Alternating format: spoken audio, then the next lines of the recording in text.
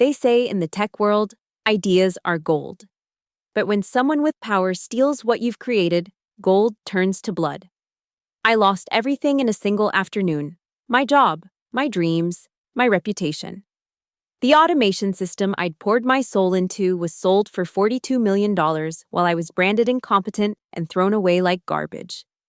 But then, a text message arrived at midnight, opening a door to a revenge I couldn't walk away from. My name is Emily Carter. And at 32, I'd already climbed mountains most people in tech only dream about. Not because I had connections or a trust fund. I grew up in a 2-bedroom apartment in Aurora with my mother who worked double shifts at the hospital.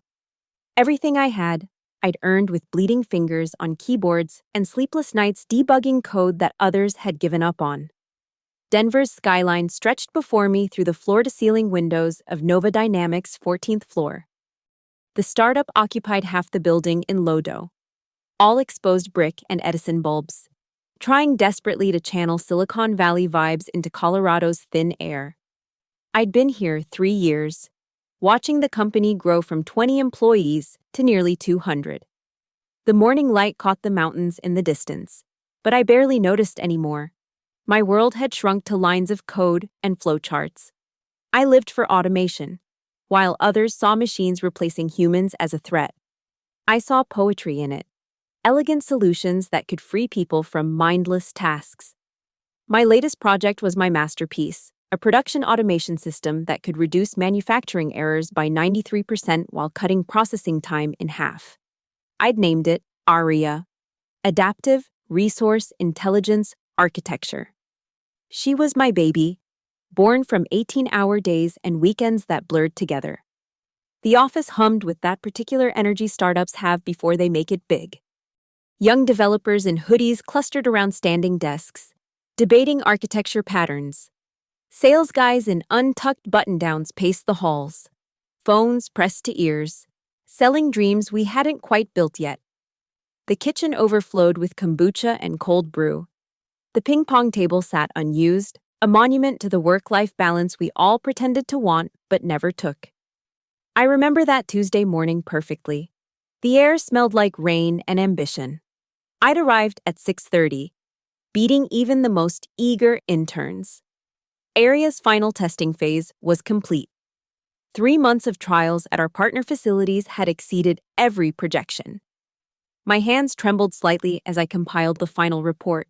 200 pages of data, diagrams, and proof that we'd created something revolutionary. My workspace reflected my life. A standing desk cluttered with 3 monitors, sticky notes in 4 colors covering every surface, empty protein bar wrappers, and a photo of my mother from her nursing school graduation, the only personal item I allowed myself. The code on my screens was clean, though pristine, every function documented, every variable named with purpose. Another all-nighter? Marcus, one of the junior developers, set a fresh coffee on my desk. He'd been my unofficial assistant for the past year, eager and talented. The last one, I said, attaching the report to an email for the board. Aria's ready. He whistled low. Heard Siemens is interested. And Tesla. That's the plan. I hit send. This could change everything. What I didn't know was that it would change everything, just not the way I'd imagined. In the reflection of my monitor, I could see Richard Hale's corner office, its door closed as always, hiding whatever schemes he was crafting. I thought we were building the future together. I thought my code, my sweat, my vision mattered. I was wrong. In this world of glass towers and venture capital, I was just another cog in someone else's machine. But I didn't know that yet. That Tuesday morning, I still believed in meritocracy, in fair play, in the Silicon Valley mythology that talent and hard work would be rewarded. The city pulsed below, indifferent to the small dramas playing out in its towers. Denver was becoming a tech hub, they said. The next Austin, the next Seattle. New money flooding in, transforming old warehouses into accelerators and transforming people like me into believers. I checked the time, 7:47 a.m. In 5 hours, I'd present Aria to the board. In 6 hours, My life would shatter. But that morning, I stood at my desk, coffee cooling in my hand, looking at my code with the pride of a creator who didn't yet know she was about to be erased. The board meeting ended at 1:15 p.m. I knew something was wrong when Richard Hale didn't make eye contact once during my presentation. He sat at the head of the polished conference table, 45 years old with silver temples that he claimed came from startup stress, but probably cost $500 at a salon. His Tom Ford suit cost more than I made in a month. Exceptional work, Emily, he'd said, his voice flat as Denver's eastern plains. We'll discuss next steps internally. No champagne, no congratulations, just dismissal. At 2:30 p.m., HR called me in. Sarah from Human Resources couldn't meet my eyes either, fumbling with papers while Richard sat behind his massive desk like a judge at sentencing. Emily, Richard began, his voice carrying that fake concern executives master in leadership seminars. We've been reviewing your performance, particularly your project management capabilities. My stomach dropped. My performance, area just tested at. The technology is sound, he interrupted, waving his hand dismissively. But technology isn't everything. We need leaders who can manage teams, interface with stakeholders, present a certain image. Image? The word tasted like battery acid. Sarah slid a document across the table. We're offering a generous severance package, 2 weeks' pay, continuation of health benefits through the month. You're firing me? The words came out strangled. The day I deliver a $42 million innovation? Richard's jaw tightened. That number is speculative and confidential. And we're not firing you. We're recognizing that your skills and our needs have diverged. You're brilliant at what you do, Emily. But Nova Dynamics is scaling beyond individual contributors. Individual contributor. After 3 years of 80-hour weeks of building their entire automation framework from scratch, I was being reduced to Silicon Valley's favorite euphemism for replaceable cog. This is effective immediately, Sarah added softly. Security will escort you to collect your belongings. The next 20 minutes blurred into humiliation. Jake from security, who I'd helped debug his son's robotics project last month, stood silent as I packed 3 years into a cardboard box. My colleagues averted their eyes, suddenly fascinated by their screens. Marcus started to stand, maybe to say something, but sat back down when Richard emerged from his office to watch. The elevator ride down 14 floors took forever. Each floor that passed felt like another layer of my life being stripped away. By the time I reached the lobby, my hands were shaking so badly I could barely hold the box. Outside, Denver's December air bit through my thin blazer. I sat in my 8-year-old Honda Civic in the parking garage, too shocked to cry, too angry to scream. My phone buzzed with notifications I ignored. The box of my belongings sat in the passenger seat like a coffin for my career. 3 days later, TechCrunch broke the story. Nova Dynamics sells revolutionary automation platform to Siemens for $42 million. The article featured a photo of Richard shaking hands with Siemens's CEO. They called Area Hale's brainchild, and a testament to his visionary leadership. My name appeared once in the final paragraph as a former employee who assisted with early development, assisted. I threw my laptop across my apartment. It shattered against the wall, probably the most expensive thing I'd ever broken. But it felt good. For 5 seconds. Then reality crashed in. Rent was due in 2 weeks. My mother's medication wasn't cheap. My savings would last maybe 2 months. Every tech company in Denver would see me as the engineer who couldn't cut it at Nova Dynamics, who got fired the same day their biggest innovation launched. Richard hadn't just taken my work, he'd poisoned my future. I spent the next week sending resumes into the void. Every rejection email felt personal. Not a good fit. Seeking candidates with proven leadership experience. Team player attitude essential. Word traveled fast in Denver's tech scene. Richard had made sure of that. My apartment became a prison. Pizza boxes piled up. Shower became optional. I mapped every line of code I'd written for Area, trying to find some proof of ownership, some copyright claim. But everything I'd built belonged to Nova Dynamics. Every breakthrough, every innovation, every sleepless night, all legally theirs. Mom called daily, worried. I lied, told her everything was fine, that I was exploring new opportunities. She didn't need to know her daughter had been discarded like obsolete hardware. 2 weeks after the firing, I sat in darkness. Laptop screen, the only light, scrolling through LinkedIn, watching my former colleagues celebrate Nova Dynamics' success. Richard had posted a lengthy humble brag about building something from nothing and the importance of decisive leadership. That's when I realized the full scope of what he'd done. This wasn't just about stealing credit. He'd planned this, waited until Aria was complete, until all the risk was gone, then eliminated the only person who could challenge his claim to it. I was nobody. A ghost in my own success story. It was 11:47 p.m. on a Thursday when my phone buzzed. I almost ignored it, probably another rejection email or a bill reminder I couldn't face.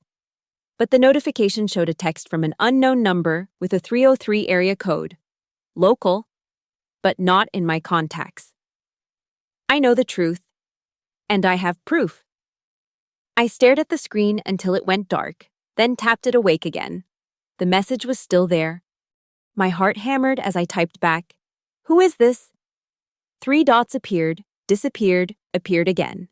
Then, "Someone who believes thieves shouldn't prosper. Check your email." My laptop was still broken from my wall-throwing incident, so I grabbed my ancient tablet, hands trembling as I logged into Gmail. One new message sat in my inbox. Sender address, just a string of random numbers. No subject line. The attachment downloaded slowly on my throttled internet. I downgraded everything to save money. When it finally opened, I forgot how to breathe. It was an internal Nova Dynamics contract dated 6 weeks ago, 2 full weeks before my firing. The document outlined the Siemens deal, including a clause that specified removal of non-essential personnel to ensure clean IP transfer. My employee ID number was listed under planned redundancies. Below that, meeting notes from Richard's calendar, screenshot with metadata intact. EC termination strategy was the subject line. Bullet points included establish performance concerns early, document any pushback as insubordination, and ensure all code commits are under company repository before action. They'd planned it, methodically, deliberately. Another text came through. "There's more. Much more." "Why are you sending this to me?" I typed back, fingers shaking. "Because Richard Hale destroyed my career too. 5 years ago. I've been waiting for someone with the technical proof to nail him. You built Aria. You can prove he couldn't have. Interested?"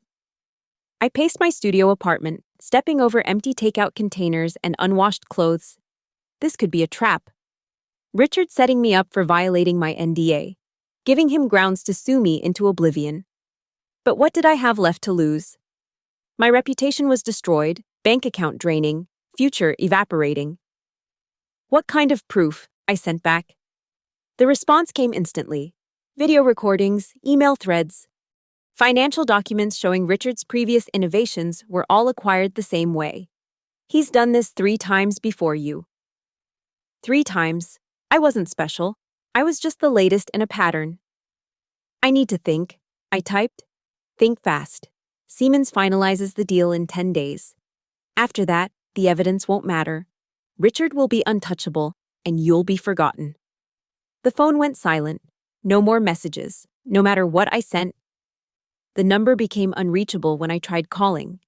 I sat in the dark, city lights bleeding through my blinds in thin lines across the floor. The smart play was to walk away, take my severance, try to rebuild somewhere else. Maybe leave tech entirely. Mom always said I'd make a good teacher. But rage had been building in me for 3 weeks. Pressure with nowhere to go. Now someone had offered me a valve. Maybe it was dangerous. Maybe it would backfire spectacularly. But doing nothing meant Richard won. Meant every line of code I'd written, every innovation I'd bled for, would forever be credited to a man who couldn't even understand Aria's basic architecture without my documentation. I opened the attachment again, studied every line. The metadata was legitimate. I knew enough about digital forensics to verify that these weren't forgeries. Someone inside Nova Dynamics was feeding me evidence. At 2 a.m., I made my decision. I created a new encrypted email account and sent a message to the anonymous number's email. I'm in, send everything. The response came in minutes. File after file flooded my inbox. Board meeting recordings where Richard admitted he didn't understand the technical details but had people for that. Emails where he promised investors that personnel overhead would be minimized post-acquisition. A particularly damning video where he laughed with the CFO about that Carter girl thinking she's irreplaceable. The Carter girl. Like I was a child playing at their table. But the crown jewel was a technical review document from an external consulting firm. They'd evaluated Aria's architecture and noted, explicitly, that the innovation was clearly the work of a single architect with a consistent coding signature throughout. They'd even identified stylistic patterns unique to my work, variable naming conventions, comment structures, optimization approaches I'd developed over years. My phone buzzed once more. You have 9 days. Make them count. And Emily, don't try to find me. After this is over, this number disappears. But know that someone believes in justice, even in this industry. I sat back, surrounded by evidence of corporate betrayal spanning half a decade. Outside, Denver slept, unaware that in a cramped studio apartment, a discarded engineer had just been handed a weapon. The question wasn't whether to use it. The question was how to inflict maximum damage. I opened a new document and began typing. Strategic Response Plan. My fingers flew across the keyboard with purpose for the first time in weeks. Richard Hale thought he'd deleted me from my own story. He was about to learn that in technology, nothing is ever truly deleted. It's just waiting to be recovered. The first rule of war: know your enemy. The second: build your army. I started with Marcus. We met at a dive bar in 5 Points, far from Lodo's tech scene where we might be recognized. He looked exhausted, dark circles under his eyes that matched mine. I knew something was wrong, he said, gripping his beer. Richard had me transfer all your commits to his development branch 2 days before you were fired. Said it was for organizational clarity. Will you testify to that? He shifted uncomfortably. I need this job, Emily. I've got student loans, my mom's medical bills. I understood. We all had chains. What if you didn't have to testify publicly? What if there was another way? By the end of the night, Marcus agreed to quietly document everything he could access. Not stealing, just screenshots of publicly visible commit histories, development logs, anything that showed the timeline of Aria's creation. Next came Jennifer Walsh, a contract lawyer who specialized in intellectual property.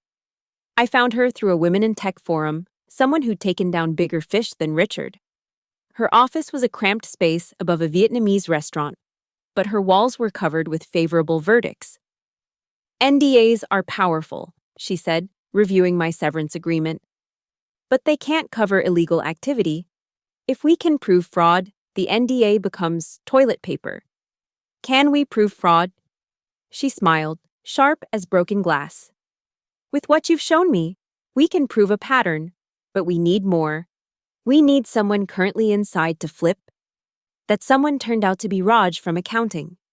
The anonymous source had included evidence that Richard had been skimming from expense accounts, and Raj had been ordered to hide it.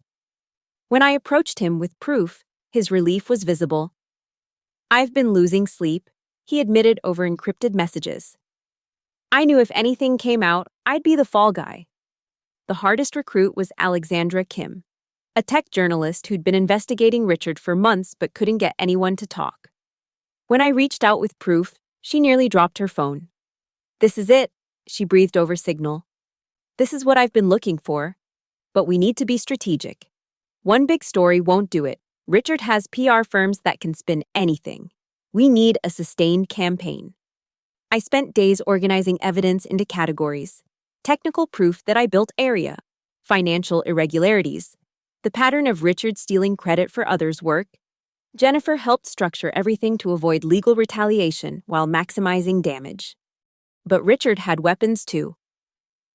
3 days into my planning, my LinkedIn profile was flooded with anonymous comments about my difficult personality and inability to work with teams. Someone leaked a story to a local tech blog about my meltdown after being let go.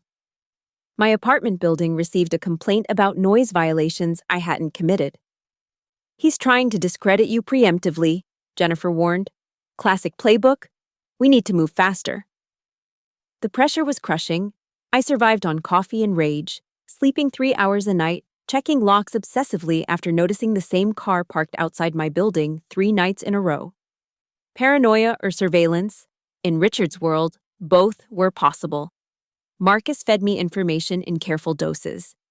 The development team was fracturing. Half knew area was my work, half believed Richard's narrative. Richard had hired a new Chief Innovation Officer, someone with an MIT pedigree but no actual coding experience, to be the new face of the technology. "He's erasing you completely," Marcus reported. "Your name is being removed from all documentation.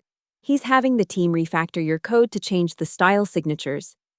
But that gave us an opportunity. Jennifer had an idea. If they're actively altering evidence, that's spoliation. It's illegal if litigation is anticipated.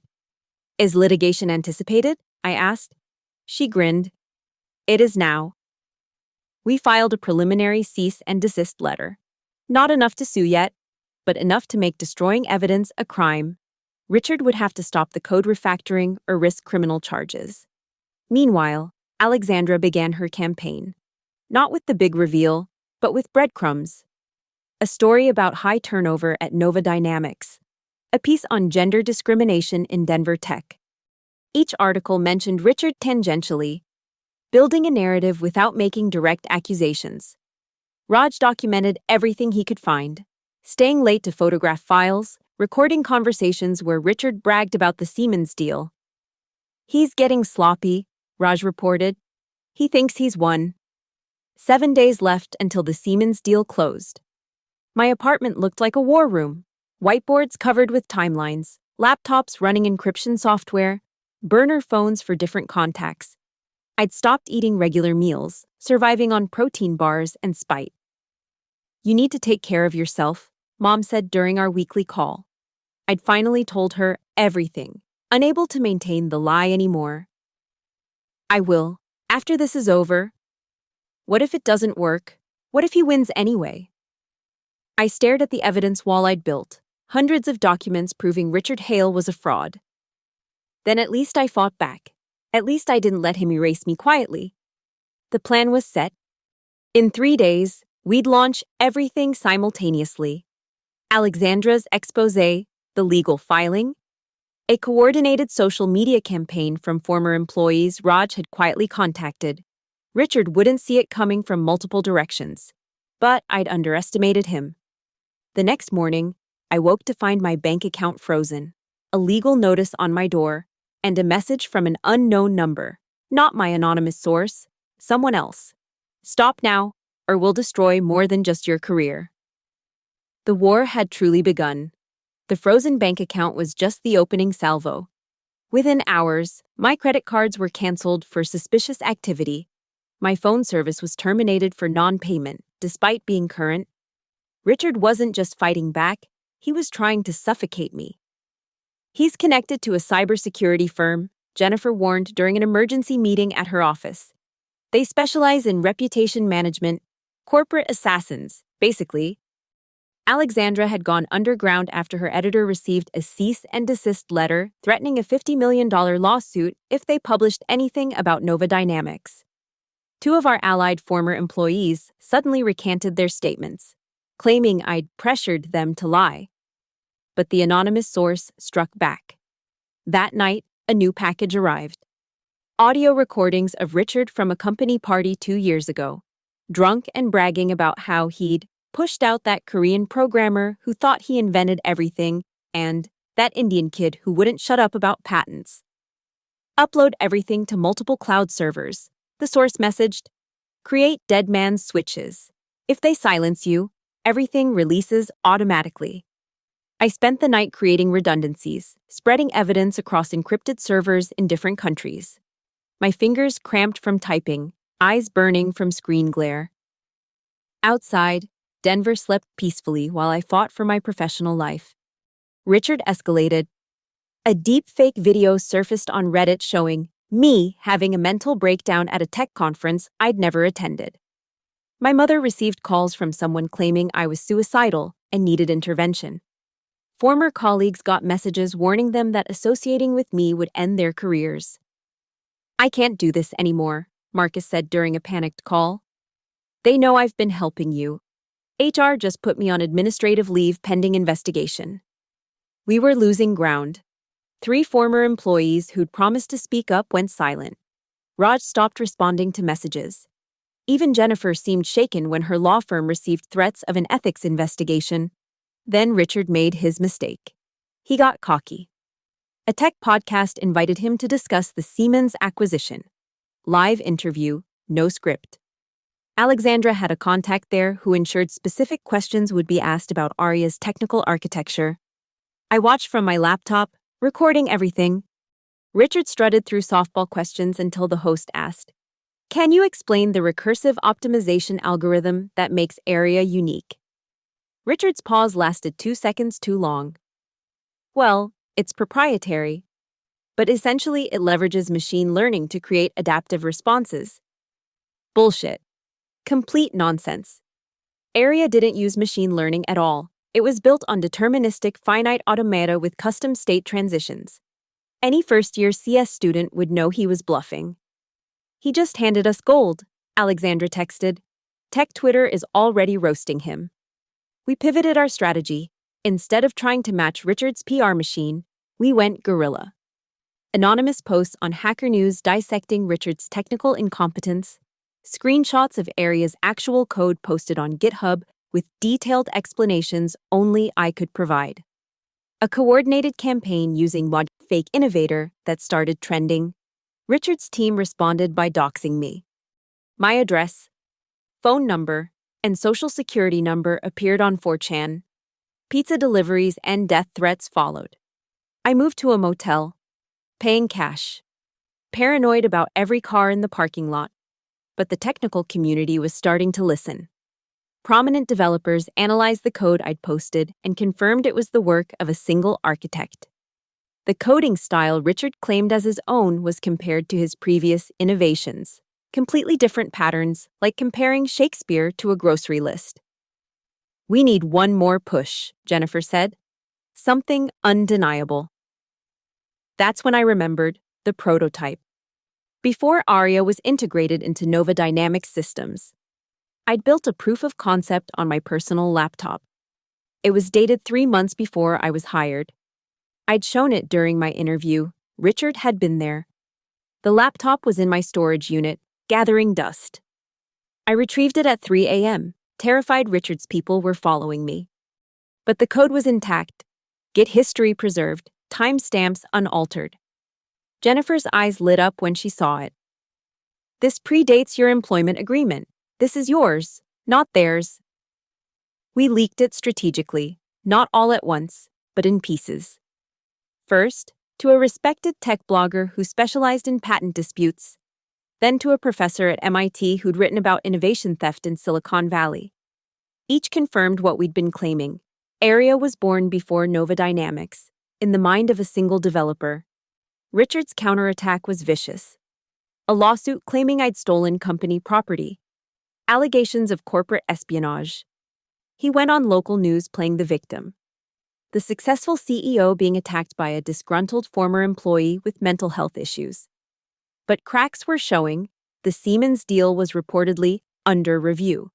Nova Dynamics board called emergency meetings. Other former employees, emboldened by our campaign, started sharing their own stories. Richard Hale, new began trending. 4 days until the deal deadline. I hadn't slept in 48 hours. My anonymous source had gone silent after warning me that Richard was planning something nuclear. Jennifer was preparing our legal response. Alexandra was ready with her full exposé. Then Richard played his ace. He announced that Nova Dynamics would donate $10 million from the Siemens deal to coding education for underprivileged youth. Suddenly, attacking him meant attacking charity for kids. Bastard, I muttered, watching the news coverage flip in his favor. But I had one card left to play. One thing Richard didn't know I possessed. During my last day, while packing my desk under security's watch, I'd grabbed something that looked like trash but wasn't. A USB drive Richard had used during a board presentation, still containing his personal files. On it was an email he'd never sent, saved in drafts, a detailed plan to steal area, dated 6 months ago, including the line, "Emily Carter is too naive to see it coming. By the time she realizes, she'll be nobody." Nobody. Time to show him how dangerous nobody could be.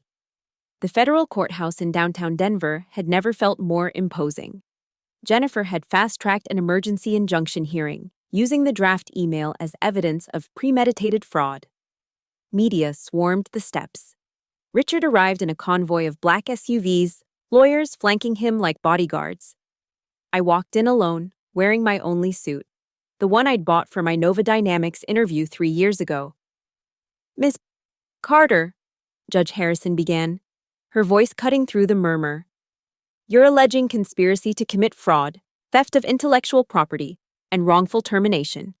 These are serious accusations." Jennifer stood. "Your Honor, we have evidence that Mr. Hale planned the theft of my client's work 6 months before termination." Richard's lead attorney, a shark named David Brennan, who'd defended Fortune 500 companies, smiled coldly. "Your Honor, Ms. Carter was an employee. All work product belongs to Nova Dynamics. This is a simple case of a terminated employee's revenge fantasy." "Then explain this." Jennifer projected the draft email on the courtroom screen.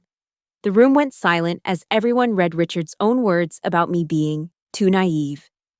Richard's face flushed, but Brennan didn't miss a beat. "An email draft proves nothing. My client often writes hypothetical scenarios for strategic planning." "Hypothetical?" I stood up, ignoring Jennifer's hand on my arm. "Your Honor, may I demonstrate something?" Judge Harrison nodded cautiously. I pulled out a laptop. "This is Area's core algorithm, written on my personal computer before I was hired." My fingers flew across the keyboard, code flowing onto the projection screen. "Now, here's what Mr. Hale claimed was his innovation during the podcast interview." I played the audio. Richard's fumbling explanation filled the courtroom.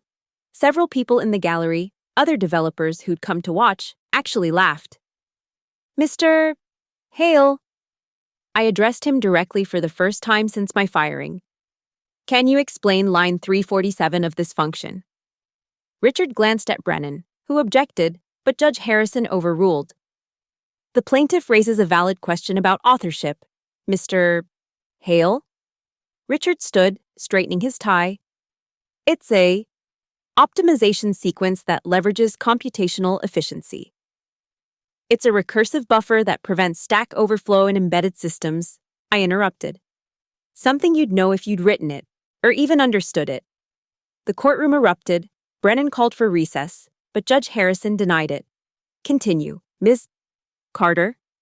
I pulled up more code, explaining each component with the passion I'd once brought to Nova Dynamics. "Every function has my signature, my comment style, my variable naming conventions. Mr. Hale couldn't replicate this if he had 100 years." Then Alexandra, sitting in the media section, raised her hand. "Your Honor, I've just received something relevant." Judge Harrison allowed her to approach. Alexandra's phone showed a video, just uploaded to Twitter. It was Marcus, looking terrified but determined. "My name is Marcus Chen, and I worked under Emily Carter at Nova Dynamics. I watched her build Area from scratch. Richard Hale ordered me to transfer her commits to his account. I have the emails to prove it." More chaos. Brennan was shouting about inadmissible evidence. Richard was whispering furiously to his team. But then another video appeared, from Raj, then another from a developer I didn't even know had been watching. My anonymous source had orchestrated this. They'd been waiting for the perfect moment, the public stage where Richard couldn't hide. Your Honor, Jennifer said calmly, we'd like to submit additional evidence.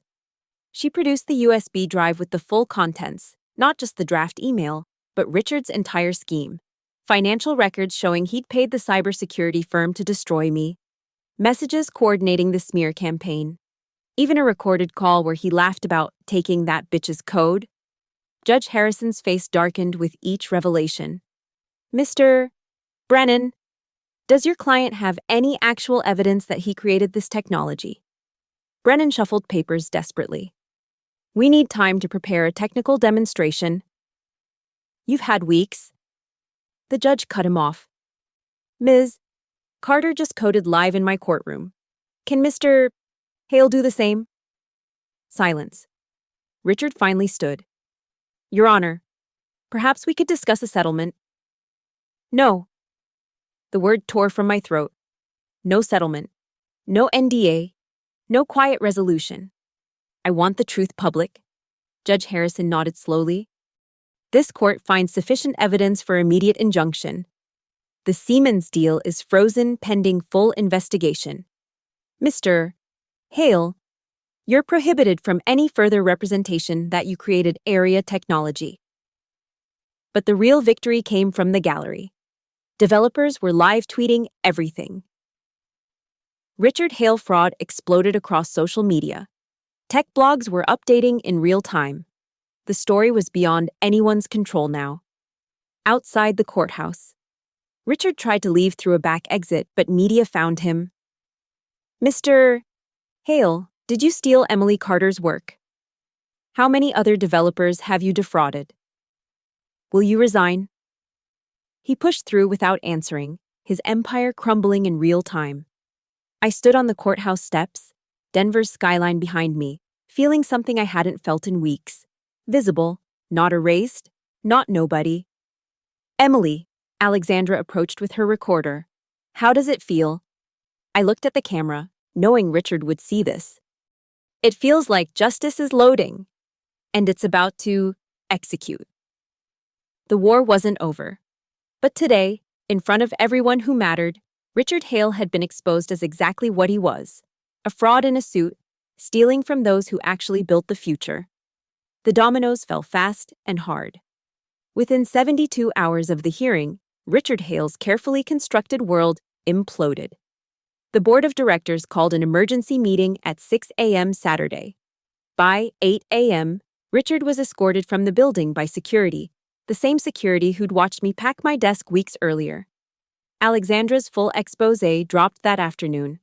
Not just about me, but about the 3 other developers Richard had destroyed over 5 years.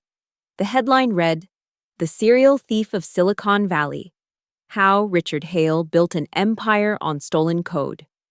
Federal investigators arrived at Nova Dynamics Monday morning. The FBI's white-collar crime division had been monitoring the case since the fraud allegations surfaced. They seized servers, froze accounts, and interviewed every employee who'd worked on Area. They're treating it as a RICO case, Jennifer told me over coffee, her exhaustion finally showing, but eyes bright with victory. Pattern of racketeering. Richard could face 20 years. Siemens didn't just pull out of the deal, they sued Nova Dynamics for misrepresentation. Other investors followed. The company's valuation plummeted from $300 million to essentially worthless in 5 days. Employees fled like rats from a sinking ship. But Richard wasn't done fighting. His lawyers launched a countersuit claiming defamation, corporate espionage, and violation of trade secrets. He went on a PR blitz, hiring a crisis management firm that tried to paint him as a victim of cancel culture and mob justice. It might have worked, except my anonymous source delivered the killing blow. A package arrived at the FBI office. Records from the Cayman Islands showing Richard had been embezzling from Nova Dynamics for 2 years, preparing for an exit strategy that would leave investors and employees with nothing. He'd planned to let the company collapse after the Siemens deal, taking the money and running. The arrest happened on live television. Richard was leaving his attorney's office when FBI agents surrounded him. The image of him in handcuffs, his perfect suit wrinkled, his silver temples disheveled, became the thumbnail for every article about startup fraud for months. Marcus was reinstated and offered the CTO position at what remained of Nova Dynamics. He turned it down, joining a new startup that promised transparency and ethical leadership. Raj became a whistleblower advocate, helping other employees speak out against corporate abuse. The other developers Richard had crushed came forward.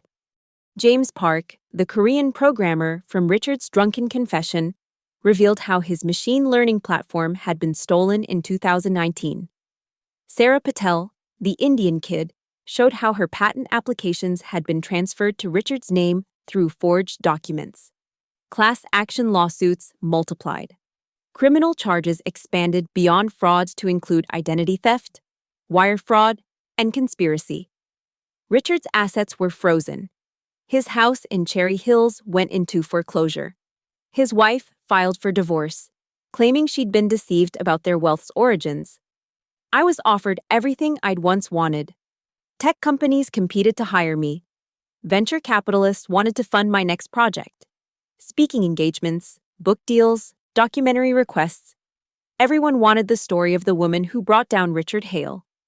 But I turned most of it down. Instead, I did something unexpected. I open-sourced Area.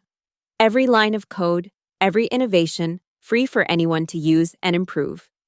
The tech community responded with an outpouring of support, contributing improvements that made Aria even more powerful than I'd imagined. You could have made millions, Mom said during dinner at her favorite restaurant, the first time I'd been able to take her somewhere nice in months. I already won, I replied. Richard tried to erase me. Now Area will exist forever, with my name on every commit. A month after Richard's arrest, I received one final message from my anonymous source. Justice delivered. Check the news tomorrow. The next day, Richard's plea deal was announced. 15 years in federal prison, forfeiture of all assets, and a lifetime ban from serving as an executive in any technology company. During his allocution, he was forced to admit, in detail, how he'd stolen from me and others. But the sweetest moment came later. Reading the court transcript, the prosecutor asked Richard to explain Area's core algorithm. He couldn't. After everything, he still didn't understand the technology he'd tried to steal. He'd been so focused on the theft, he'd never bothered to learn what he was stealing. The Denver tech scene shifted after the scandal. Companies implemented better protections for developers. VCs started requiring code audits to verify ownership. The Carter Protocol, they called it, ensuring creators couldn't be separated from their creations. Nova Dynamics dissolved completely. The building that once housed our offices became a coding school for underprivileged youth, funded, ironically, by the liquidation of Richard's assets. They asked me to teach a masterclass. I agreed. Standing in the same conference room where Richard had fired me, now filled with eager students, I wrote on the whiteboard, "Your code is your signature. Sign everything." One student raised her hand. What if someone tries to steal it anyway? I smiled, thinking of destroyed careers rebuilt, of justice served cold and precise as properly executed code. Then you fight, you document everything, you find allies, and you remember, thieves might steal your code, but they can't steal your ability to create. That's yours forever. Richard Hale had tried to reduce me to nobody. Instead, he'd transformed me into somebody who couldn't be ignored, couldn't be erased, couldn't be silenced. The money from the eventual civil settlement was substantial. But that wasn't the real victory. The real victory was in every GitHub repository that credited its creators, every developer who felt safe to innovate, every line of code that carried its author's name with pride. 6 months later, I sat alone in my new apartment, nothing fancy, just a quiet 2-bedroom in Washington Park with enough space for a proper home office. The walls were bare except for a single framed piece, the first page of Area's original code, handwritten on notebook paper from that coffee shop where the idea was born. Outside, Denver's spring rain tapped against the windows. I'd always loved that sound, like code executing, rhythmic and purposeful. My laptop sat open on the coffee table, showing the latest contributions to Aria's open source repository. Developers from 30 countries had improved it beyond my wildest dreams. My creation had become our creation. The city lights blurred through the rain-streaked glass. Somewhere out there, in a federal prison in Minnesota, Richard Hale was learning what it meant to be truly erased. No LinkedIn profile, no conference keynotes, no stolen innovations to claim. Just a number in a system that didn't care about his silver temples or Tom Ford suits. My phone buzzed. Another job offer, this one from a startup in Seattle. I deleted it without reading. I wasn't ready to belong to another company, to trust another CEO with my dreams. Maybe someday, but not yet. Instead, I'd been consulting, choosing clients carefully, small companies with big ideas and ethical leaders. The pay wasn't what Nova Dynamics had offered, but it was honest, clean, mine. Mom called around 9. "You sound different," she said after we talked about her day at the hospital. "Different how?" "Lighter, like you've put something heavy down." She was right. The rage that had fueled me through the battle with Richard had finally burned out, leaving something else. Not quite peace, but acceptance. He'd taken 18 months of my life, but I'd taken the rest of his. The ledger was balanced. That's when the final text arrived. The same unknown number that had started everything. "One last gift. Check your email." My hands trembled slightly as I opened it. Inside was a single photo. An ID badge from Nova Dynamics. The name read, Patricia Williams, a senior developer who'd left the company 5 years ago, right when Richard had stolen his first innovation. The message below was simple. You weren't alone. You were never alone. Every person he destroyed was watching, waiting for someone brave enough to fight back. You gave us all justice. Thank you. Emily. Patricia Williams. My anonymous source. Another ghost Richard had created, thinking we'd fade into nothing. I typed back, "Thank you for believing in me when I couldn't believe in myself. Ghosts have to stick together. Now go build something beautiful." The number went dead. This time, I knew it wouldn't come back. Patricia had found her closure through my victory. Now it was time for both of us to stop being ghosts. I closed my laptop and stood by the window, watching Denver pulse with life.